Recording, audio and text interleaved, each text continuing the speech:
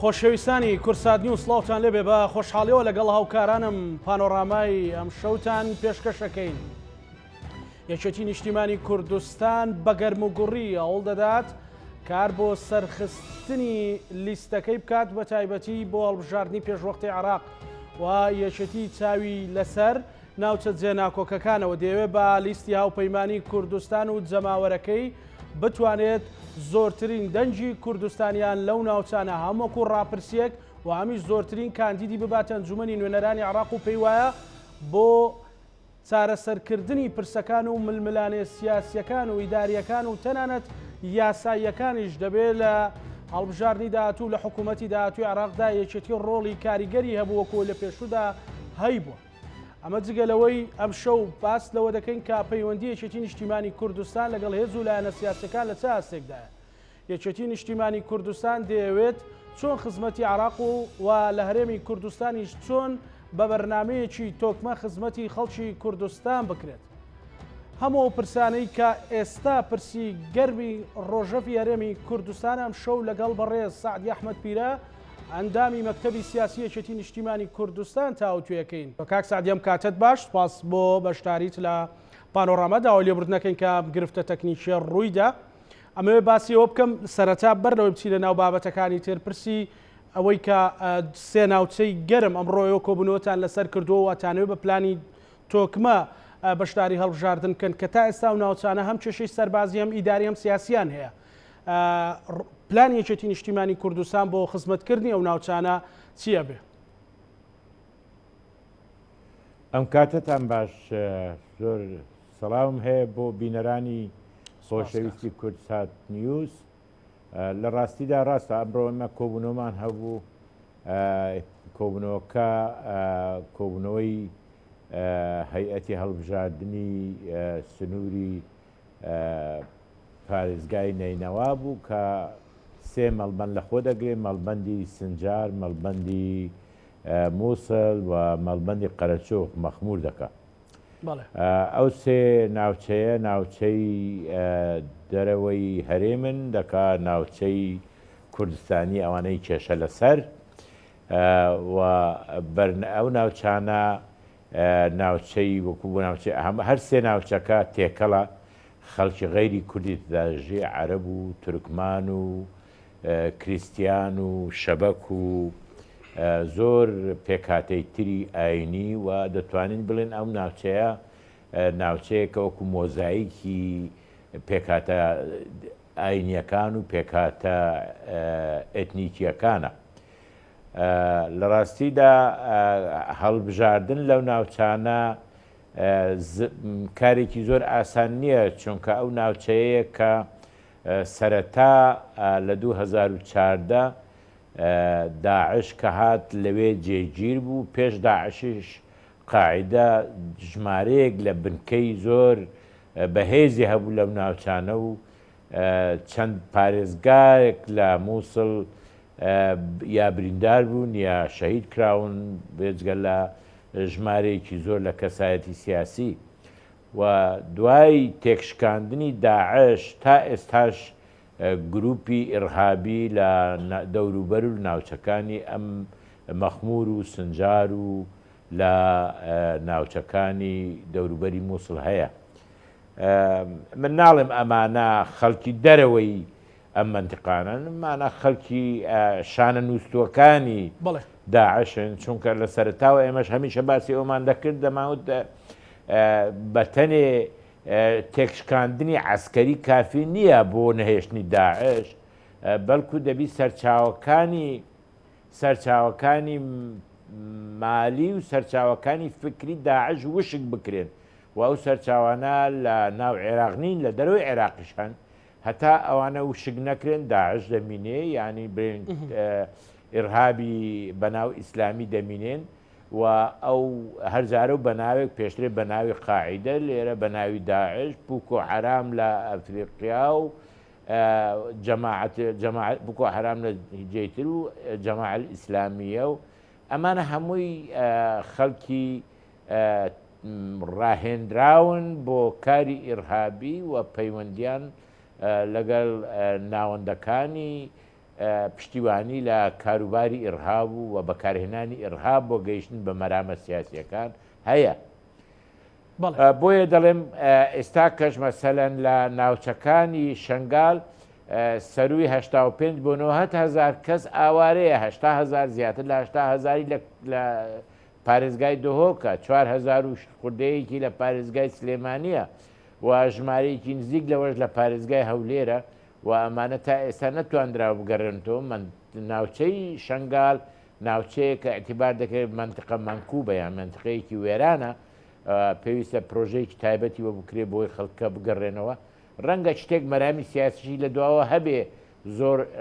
ڕێگری بکرێت لە گەڕانەوەیان پێویستە ئەم ڕێگریانە هەڵگرین و پشتیوانیان بکەین بەرنەوە سەر زێدی باو باپیرانیان. هەروەها ناوچەکانی مەخمود جگە لەوەی پێشترێ اعتیبار دەکات بە ناوچەی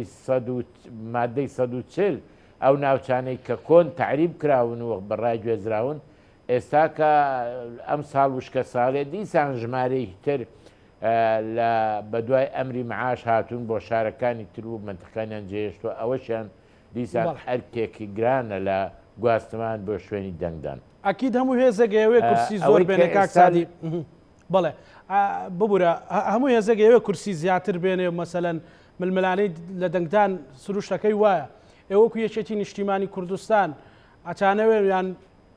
پێشببینی ئەوەکەن کە ژمارەی دەنگدەرانتان یان کورسەکانتان زیاد بکات بە تایبەتیکەوەی خەڵکێکی یان فەرماندە و پێشمەرگەیەکی زۆرتان لە شنگال لە مووسڵ لە مەخمور شەهید بوو تا ئێستاش من لەو ڕۆژانە لەگەڵ فەرماندەیەکی حزبەکەی بەڕێستان مەسەلەن گفتوگۆمان نەبوو کە تا ئێستاش سینجیان کردوتە قەڵغانی پاراستنی و ناوچانە.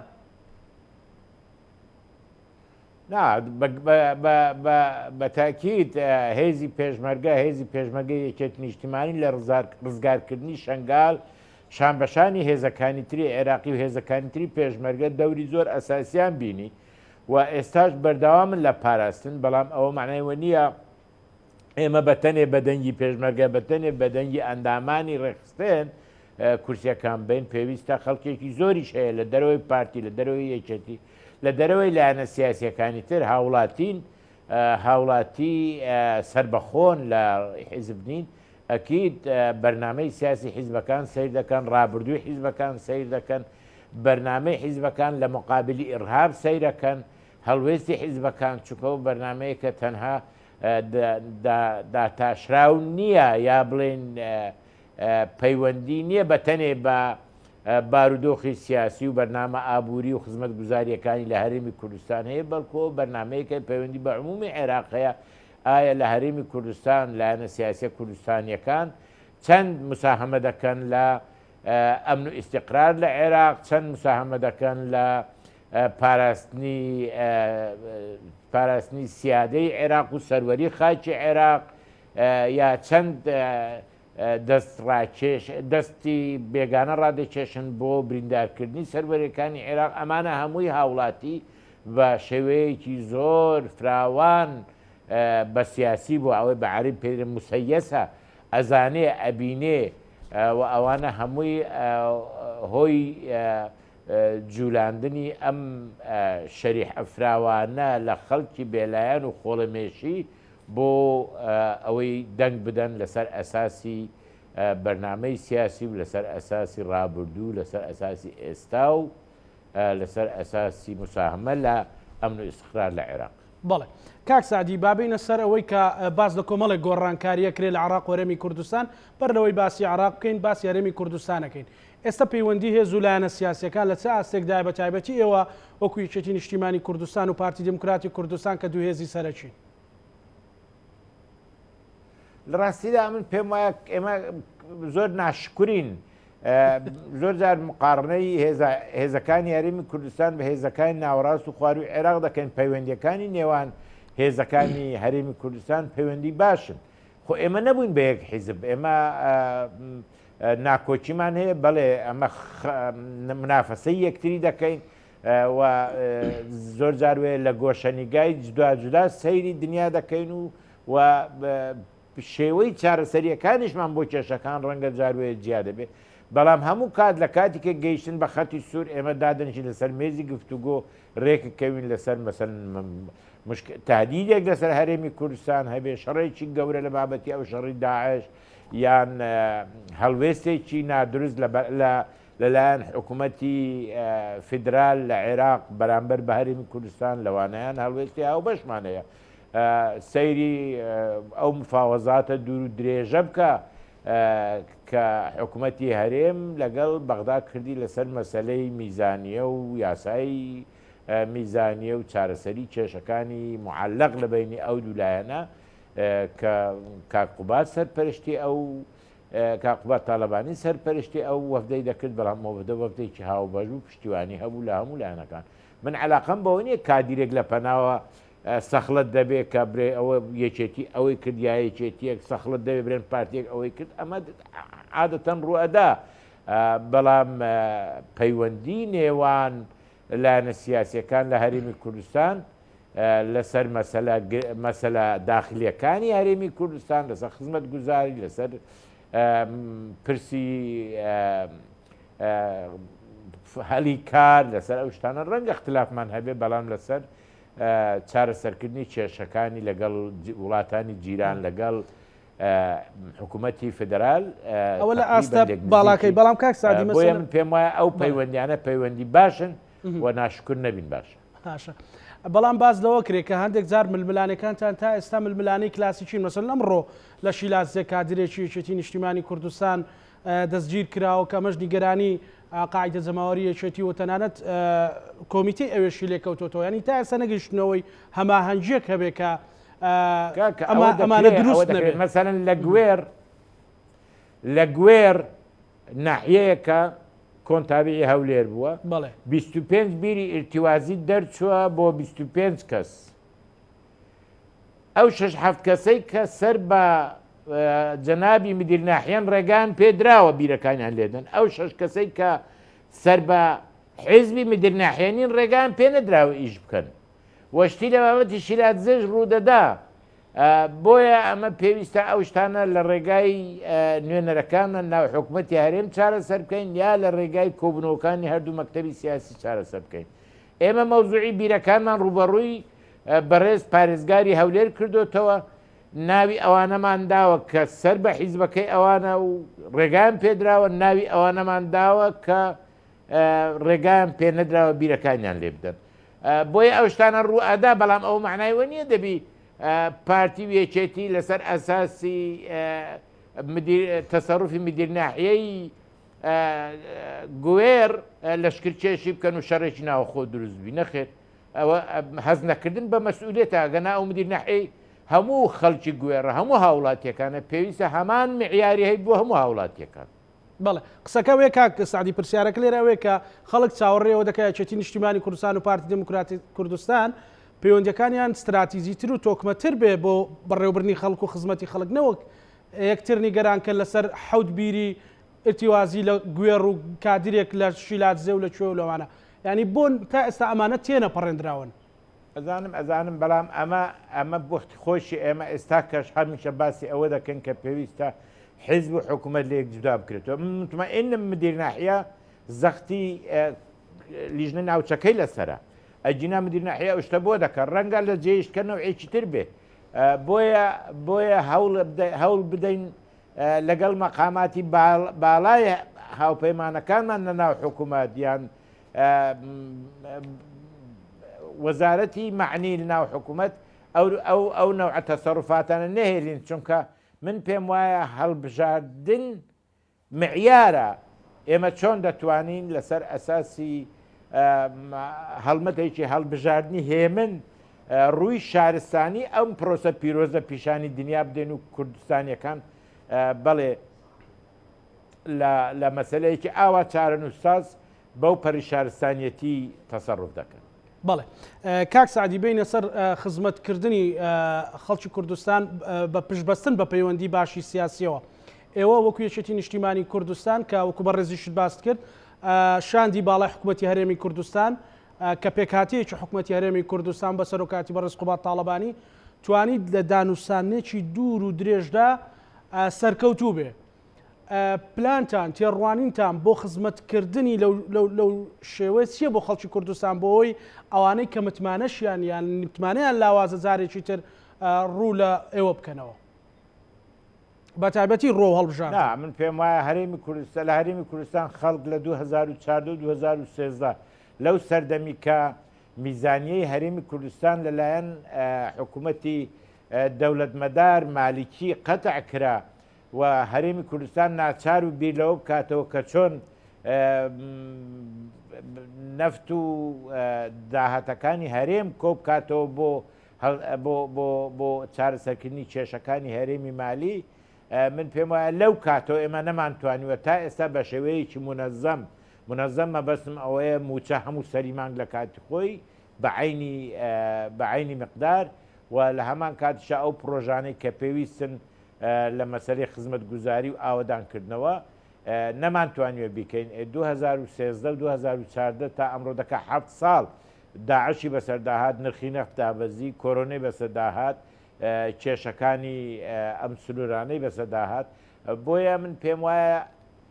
ئێستاکە کە ئەم گرژەی نێوان هەرێم و حکوومەتی فیدرال دوای هاتوچۆیەکی دوورودرێژی وەفدی هەرێم بە سەرۆکایەتی کە قوبات بۆ بەغدا خاو بۆتەوە و شتێک ڕێکەوتن و لێک تێکگەیشتن لە ئارادایە پێم وایە وردە هەوڵی ئەوە بدرێ کێشەکان چارەسەر کرێ بەڵام لەگەڵ ئەوەشدا ئێستا لە زۆر منتیقا وشکە ساڵی بە شێوەیەک هاتووە کە کێشەی زۆر گەورەی بۆ خاوەنی مەڕوو ماڵات و بۆ ئەوانەی کە اعتیمادی کولیان لەسەر کشت و کاڵە کێشەی بۆ دروستکردون پێویستە بۆ پاراستنی خەڵک لە دێهاتەکانی خۆیان و بۆ پشتیوانیکردن دوشت بکرێکیان ئەوەیە ئەو شایستە داراییانەی کە جوتیاران لە بەغدا هەیەیانە و تا ئێستا وەریان نەگرتێ زوو بیاندرێتێ و لە هەمان کاتیشدا پرۆژەیەکی گشتگیر بکرێت بۆ یارمەتیدانی جوتیاران بۆ ئەوی کەس لەبەر نەبوونی دێهاتەکانی خۆیان چۆل نەکەن بە تایبەتی ناوچە تێکەڵاوەکان چونکە ئەو کاتە بە نەوعێک ڕەنگە لە دەستمان بچێ. بەڵێ کاک سعدی ئەمە کێشەی بۆ خەڵکی شاری هەولێریش دروست کردەوە دوێنێ لە کۆمەڵێک گەڕک نیگەرانی زۆر هەبوو لەسەر ئەوەی کە گرفتی ئاو هەیە بۆیە وشکە ساڵی کە بەڕێز باسیەکەی باشە پێشنیارم بۆ حکوومەتی هەرێم و بۆ دائیرەی ئاوی سلێمانی و هەولێر ئەوەیە کە مراجعەیەکی پامپی ئاوەکانیان بکەنەوە ئەوەی لە دوکان بۆ سلێمانی دەچی ئەوەی لە ئیفراز بۆ هەولێر دێ احتیمالە بەشێک کێشەکانی ئەوان بی بە جورئەت ناکەم بڵێن تێک چووە ڕەنگە بە پارەیەکی کەم عیلاج بکرێ و مشکلەکانی ئاو لێرە حەل بکە لێرە پێم وایە ئەو مشکلێ لە ڕێگای هێنانی ئاو لە گۆپار و لە ئیفراز دەبێت چارەسەر بوو بێ ئەگەر هەبێ ئیشکالێکی فەنی ڕەنگە عیلاج بێ باسە بەڵێ بێگوما پرسەکە ئێمە سیاسیە بەڵام ئەکی دەستە بۆ بە پرسێکی ژیانی خەڵک ئەو مەوزوعی بێ ئاویە خەڵکێکی زۆری لە دانیشتوانی شاری هەولێر سیاست بەبێ ئاو ناکرێت سیاست بەبێ ئاوردانەوە لە ژیانی خەڵک چەمکێکی بەتاڵە بێمەعنایە. بەڵێ زۆر باشە بە وایەوەی و پێشنیازی کاکسادی کە کردوویەتی چارەسەر بکرێت و جێبەجێ بکرێت کاکسادی باسی ئەوت کرد کە ئێمە وەکو یەکێتی و پارتی تێڕوانینمان لەسەر زۆر پرسدا لێک نزیکە لەبەرەوەی هاوبەشین لە بەڕێوەبردننی کوردستاندا ئێستا مەسەلەن تورکیا بە بیانووی پارتی کرێکارانی کوردستان لە شەڕێکدا لەگەڵ ڕۆژانە لەگەڵ پارتی کرێکارن و ئەم ڕۆژ لە دوانێک هەبوو کە ئێرانیش داواکە کە هەرێمی کوردستان ئەو هێزە ئۆپۆزیسیۆنانە بەلایەکدا بخات کە ئۆپۆزیسیۆنی ئێرانن ئێوە ئەمە بۆنی گۆڕانکاریەکی لێدێت ئەم گۆڕانکاریە ضرور نییە کە یەکێتی و پارتی تۆکمەتر بیر لە پلانێکی تۆکمە و استراتیزی بکەنەوە. ناون پێم وایە ئەو مەسەلەی تورکیا و لەگەر مەسەلەی ئێران کەمەک جودایە ئۆپۆزیسیۆنی ئێران ئەمانە لە هەرێمی کوردستان بوون زۆر پێشی ساڵی 1991 هە لە زمانی سەدام حوسێنەوە لە هەرێمی کوردستان بوو بۆیە من پێم وایە ئێستا کە ئەگەر بەیناوبین لە هەمان کاتیشدا ڕێکەوتن نامەیەکێ لەگەڵ هێزەکانی ئۆپۆزیسیۆنی ئێرانی بە تایبەتی کوردستانیەکان کە هەوڵی بریندارکردنی سنوورەکان نەدەن و کێشە لە نێوان هەرێمی کوردستان و حکوومەتی ئێران دروست نەکەن چونکە لێمان قبول ناکەن و کێشەمان بۆ دروست دەکەن ئەوان مافی ئەوە بەخۆیان دەدەن و ڕەنگە نەوعک وەجاهەتیش تێدابی کە سنوورەکانیان دەبێ پارێزراوی ئەو سنوورانن ئێمە دەبی وەکو حکوومەتی هەرێم تەسەڕوف بکەین و من پێم وایە ئەو شتانە ڕووی نەداوە و ئەگەر جاروبار ئەو قسێ بکەن لە مقابلی ئەوە قسان دەکەن چونکە دوو دەوڵەتی ئیقلیمی دوو زلهێزی ئەقلیمین ئێران و تورکیا ئەگەر تورکیا بە ئارزوخی بێتەناوە ئێرانش دەوێت بە ئارزوخی بێتەناوە لە هەموو شتێک منافسە یەکتری دەکەن تەنانەت لە بریندارکردنی سنوورەکانی ئێمەش ئەوەی پەیوەندی بە تورکیاوەیە ئەمن پێم وایە ئەوە زیاتر حملەی انتخابی و سیاسیە ئەگەرنا مەسلەی پێکاکا لێرە وەخت خۆی لە منطقەی سنووری تورکیا لە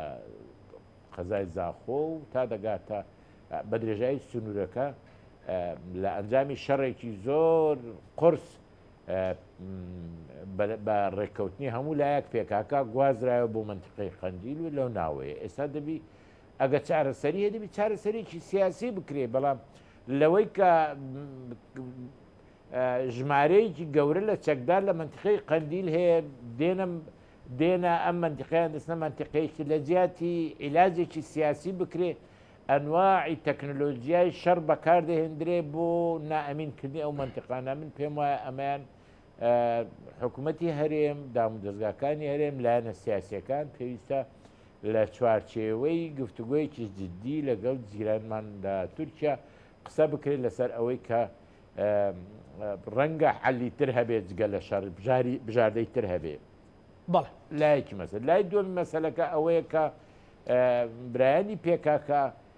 دەبی مراعاتی حکوومەتی هەرێمیش بکەن ئێمە لە مقابل جەیشێکین کە زۆر باڵاترە لە تواناکانی هەرێمی کوردستان و لە هیچ شتێک لە بەکارهێنانی هیچ یەکێک لە چەکەکان ناسڵمێتەوە بۆیە من پێم وایە لەو مۆزوعا دەبی هەوڵی ئەوە بدەن کە ئەو گرژێ هەیە خاوی بکەنەوە و لە بەریەککەوتن دوور بکەونەوە مراعاتی هەرێمی کوردستان بکەن. بەڵێ کاک سعدی بەسەلەن گفتوگویەکی گەرم یان دەنگۆیەکی گەرمێ لەسەر کشانەوەی هێزەکانی ئەمریکا لە عێراق و هەرێمی کوردستان سەرەتا ئەمە پێت وایە ڕوو بدات کە ئەمریکا بە تەواوەتی لە ڕووی لۆجستیەوە بکشێتەوە تەنها لە ڕووی ڕایشکاری و چەند مەسەلەی باری مەدەنی بمێنێتەوە وەگەر ئەمە ڕوو بدات دۆخی عێراق و هەرێمی کوردستان بەرەوچێ ئەزانی چۆن عێراق ئەفغانستان نییە یەکەم دووەمیش ئێستا وەفدێکی گەورەی عێراق بەسەرۆکایەتی بەڕێز دکتۆر فواد حوسێن وەزیری دەرەوە لە ئەمریکا بوو هەروەها 4 کەس لە هەرێمی کوردستانی لە زمانی ئەو وەفدە بوون بۆ گفتوگۆکردن لەسەر بارودۆخی ئەمنی و شەڕی دژی ئیرهاب وەزعی اقتصادی کولتوری تاقا اقتصاد کێ لەمانە ئێستا لە مؤتەمەرێکی سەحافی وتوێتی ئەمریکا سەحبە بێت کەس وتوێتی ئەم دەنگۆیانە بەڵام بۆ لە خۆمانەوە قسە دروست دەکەین خۆی من ئێمە منیش و جەنابیشت و زۆریش ئەوانەی کە بڵاوی دەکەنەوە شتانە خۆیان لە کۆبوونەوە کە نەبوون ئەوەی کە ڕوئەدا عیبارەتە لە دابەشکردنەوەی هێزەکان بە شێوەیە کە بگونجێ لەگە بارودۆخی ئێستای عێراق دیارە ئەمریکا شێوەی بەرگری یان هاوپەیمانەکان شێوەی بەرگریان سیاسەتی بەرگریان هەوڵی ئەوە دەدەن کە کەمترین پانتایی ئامادە بکەن بەو شەڕ ساروخانی کە دەکرێت زەرریان لێ نەکەوێت بۆ پاراستنی هێزەکانی خۆیان یەک دووەمیش هەوڵی ئەوە دەدەن کە زیاتر تەکنۆلۆژیا بەکاربێنن بۆ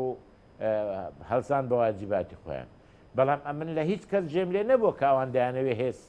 لە عێراق بچێشنەوە و ناوچەکان چۆر بکەن عێراق وڵاتێکی گرنگە لە ڕووی اقتصادی و وڵاتێکە لەگەڵ پێ6 وڵات لەو منتیقا سنووری هەیە و بەرژەوەندی یەکجار زۆری وڵاتانی سەناعی و ئەمریکا و وڵاتانی جنوب شەرقی ئاسیا لێکۆبووەتەوە پێم وانیەوە بە ئاسانی ئەکرێتە نێچیرێکی هەرزە ئاسان بۆ وڵاتانی ئەقلیمی. زۆر باشە کەواتە هەر لە تێڕوانینی ئەمریکا ئەمڕۆ بەڕێزت لەگەڵ قونسوڵی گشتی ئەڵمانیاش کۆبوویتەوە ئەڵمانەکان و ئەوروپیەکانیان لە هەرێمی کوردستانەوێ و بە تایبەتی لە یەکێتی نیشتیمانی کوردستان ئەیانەوێت مەسەلەن چیان لە ئێوە ئاوێت؟ ئەوروپیەکان یەکێتی ئەوروپا و ئەڵمانەکان دایانەوێ هەرێمی کوردستان هەوڵی ئەوە بدا کەمتر کێشە ناوخۆیەکان گەورە بکرێ هەوڵدا پەیوەندی نێوان لایەنە سیاسیەکان پتەوتر بێ ئەوڵ دەدا هەرێمی کوردستان ببتە فاکتەرێک بۆ بەهێزکردنی عێراق بۆ کەمکردنەوەی کێشە لە ناو هێزە عێراقیەکان و خەبا ئیش بکەن لە پێناوی پاراستنی سربەخۆیی ینی ئیستیقلالێتی سیاسی و سیادەی عێراق لە هەمان کاتیشدا ئازادە دیموکراتیەکان بە هەموو شێوەیەک پارێزراو بێ و هەموو پێویستیەکانی هەبوونی پەیوەندیەکی اقتصادی تند لەگەڵ کۆمەلگای نێونەتەوەی دەستەبەر بکەن. بەڵێ عێراق دەتوانی بپارێزرێ بە هەرێمێکی بەهێز بە عێراقێکی بەهێز بە عێراق و هەرێمێکی تەبا. بەڵێ کاک سادی پێت وایە گۆڕانکاری لە عێراق پێش ئینتیخاباتیان دوای ئینتیخابات گۆڕانکارێکی واجزر ڕووبدات کە کاریگەری بەسەر تەواوی ئێستای سیاست و بەڕێوەبردننی عێراقەوە هەبێت؟ چکە زۆر باسیەوە دەکرێت و لای خەڵک ئێستا هەندێک هیچ گۆڕانکاریەکی زەروری لە عێراق ئەمڕۆ بەدی ناکرێت تەنها ئەو شتانێک کە نەبێت کە لە چوارچەوەی پرۆگرامی حکوومەتی عێراق هەیە ئەویش لەسەر مەسەلەی احترامی متەبادل لەگە وڵاتەکان هەوڵی کەمکردنەوەی هەوڵی بەشداریکردن و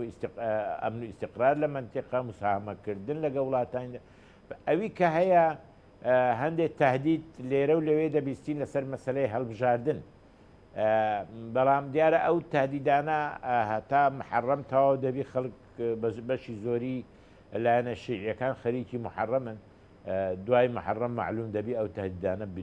معنایان چییە؟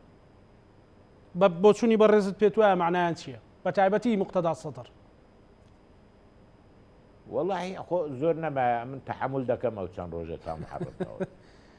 ئێستا قسە لەسەر نەکەم باش. زۆر باشە کاک سادی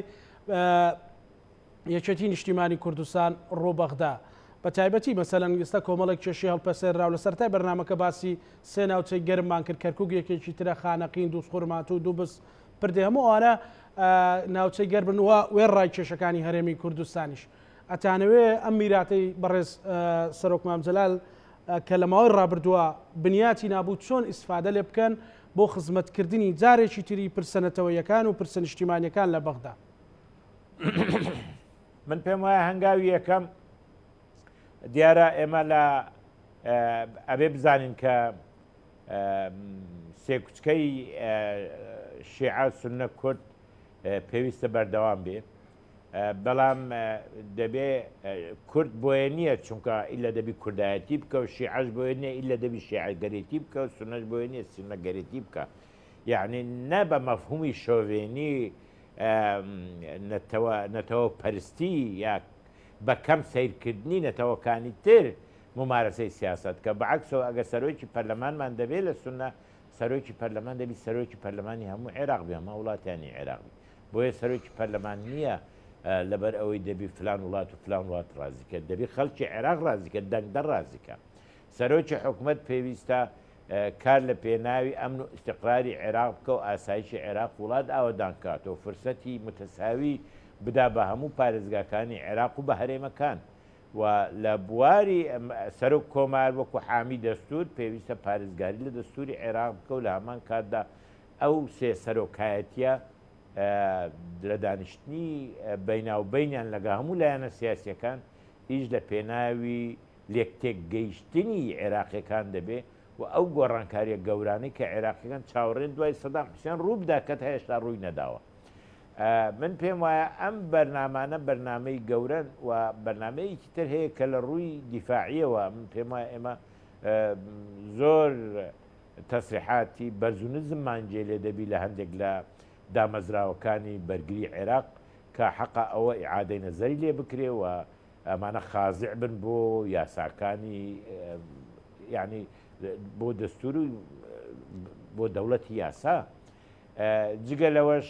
پێشترێ بریاری ئەوە درابوو کە دوو فرقە بۆ هەرێمی کوردستان دروست بکرێ بۆ ناوچەکانی کێشە لەسەر پێم وایە ئەو دوو فرقەیە پێویستە بە زووترین کات دروست بکرێ بۆ ئەوی زمانی کە بەڕێز مامجەلال خوا عەفوی کە سەرۆک کۆمار بوو و ئێستا ئەوە زیندوو بکرێتەوە ئەو فەرقانە دروست بکرێن و منزومەی دیفاعی عێراقی ناکرێت منزومەیەک بی کورد بە ناحەز لە قەڵەم بدە دەبی کورد بە شەریک و بە هاوپەیمان لە قەڵەمدا و پێشمەرگەش بە بەشێک لە نظامی دیفاعی عێراق لە قەڵەم بەڵێ پەیوەندی یەکێتی نیشتیمانی کوردستان لەگەڵ هێزولانە شیعەکان چۆنە کاک سعدیانی هی ئەوەیە کە ئێوە بتوانن یارمەتی دەربن وەکۆی ماوەی ڕابردوو بە تەوافق بێ بە هاوکاریکردن و پشتگرتن بێت بتوانن کە بەشێک لە مافەکانی خەڵکی کوردستان لە حکوومەتی داهاتوش بەدەست بێنن پێم وایە پەیوەندی نێوان هێزە شیعیەکان و هەرێمی کوردستان گۆڕانکاری بەسەر داهاتۆ بەداخەوە بە سەلبی بە نەرێنی ئەوەش پەیوەندی بە مەسەلەی لەو مۆزوعی میزانیە و تەسفێ حیسابات و بازاری نەفت و سیاسەتی نەفت و ئەوانە زۆر قسەی بەرز و نزم کرا کە پێم وایە ئەم نەفەسەی کە بەم ماوەی دوایی کاقوبادیشی پێدەکرد لە بەغدا ئەوە نەفەسێکی باشە نەفەسێکی بە تەندروستە کاری پێ بکرێت لە هەمان کاتیشدا لە هەولێریش سەرۆکی حکوومەت سەرۆکی هەرێم بەڕێزیان دەتوانن لایەنە سیاسەکان کۆ بکەن و لەسەر مەسلەی گرنگی پەیوەندی لەگەڵ عێراق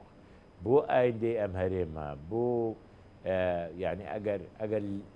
ئەگەر لێکترازانێکی دەبی بە عێراق سەبەب بێ هەرێمی کوردستان سەبەب نەبێت چونکە ئێمە لە محیتێک دەژین محیتێکە کە جیرانەکانمان عمقەکەمان عمقێکی عەرەبیە یا عمقێکی ئیسلامیە لە ڕووی سیاسیەوە پێویستە ئێمە لە هەڵبژاردننی هەڵبژاردننی وشە و خطابمان وریابین و بە شێوەیەک بیکەین کە تەفسیری سەلبی هەڵنەگرێ. کاک سعدی لەناو هەموو کێشەکان کە بەڕێزت لات معلومن یعنی داواکاری یان پەیامت بۆ دەنگدەر و لایەنگرانی یەکێتی نیشتیمانی کوردستان و دەنگدەری کوردستانی چییە بۆەوەی بتوانن هاوبەشی بکەن لەگەڵ لیستی هاوپەیمانی کوردستان و پڵپشتی لیستەکەی ئێوە بکەن بۆ سەرخستن و هەرچەندە نامەوێت بڵێن بەڵێنی پێشوەختتان چییە بە یاخود لانی کەمێک لە ئازارەکانیان کەمەکەنەوە. بەڵێنی پێشوەختەمان بۆ هەموو هاوڵاتیان بە هاوکاری لەگەلایەنە سیاسەکانی تر مەسلەی ئەمن و ئیستقرارە شەڕی تێرۆرە پاراستنی ژیان و ملک و سەروی خەڵکە ڕعایەتی کەسوکاری شەهیدان و گەنجانی کوڕ و کچە بۆ دۆزینەوەی ئیش و هەلیکار بۆیان لە هەمان کاتیشدا